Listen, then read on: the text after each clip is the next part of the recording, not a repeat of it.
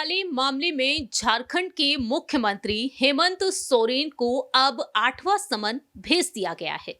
जी हां, हेमंत सोरेन को प्रवर्तन निदेशालय ने एक बार फिर से पत्र लिखा है और उनसे पूछा गया है कि आखिरकार वह ईडी के सामने पेश क्यों नहीं हुए हैं।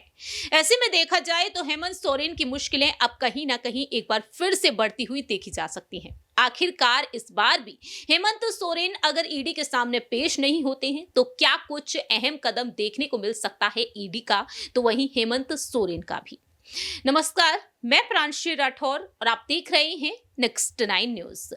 दरअसल आपको बता दें कि प्रवर्तन निदेशालय की तरफ से हेमंत सोरेन को जो पत्र लिखा गया है, उस पत्र में साफ तौर पर उनसे पूछा गया है कि आप ईडी के सामने पेश क्यों नहीं हुए जवाब देने के लिए।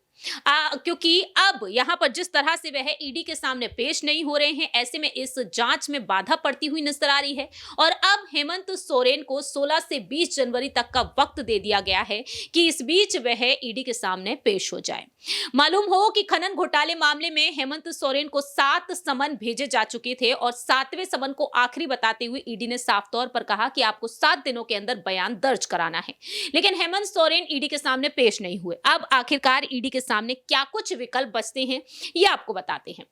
दरअसल हेमंत सोरेन लगातार तमाम दिक्कतों का सामना करते हुए नजर आए हैं। दावे ये तक किए गए कि कहीं ना कहीं ईडी उन्हें गिरफ्तार कर सकती है आने वाले समय में।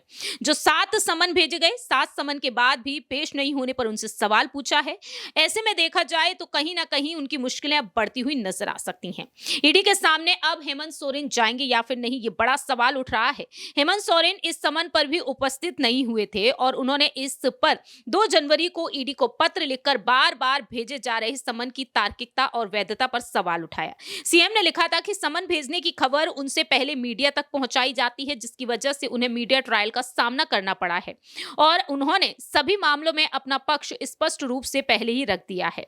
इसके बावजूद उन्हें समन भेजना राजनीति से प्रेरित लगता है और ऐसा करके उनकी छवि धूमिल कराए जाने की कोशिश की जा रही है।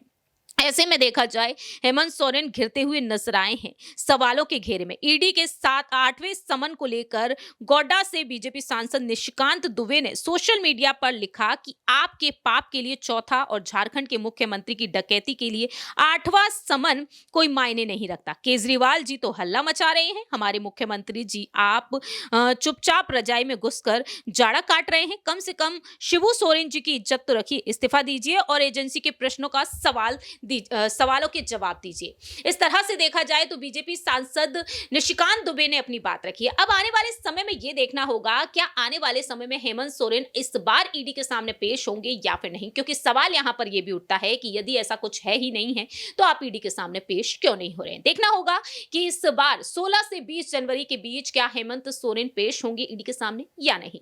इस खास रिपोर्ट में इतना ही। बाकी की तमाम अपडेट्स के लिए आप देखते रहिए नेक्स्ट 9 न्यूज।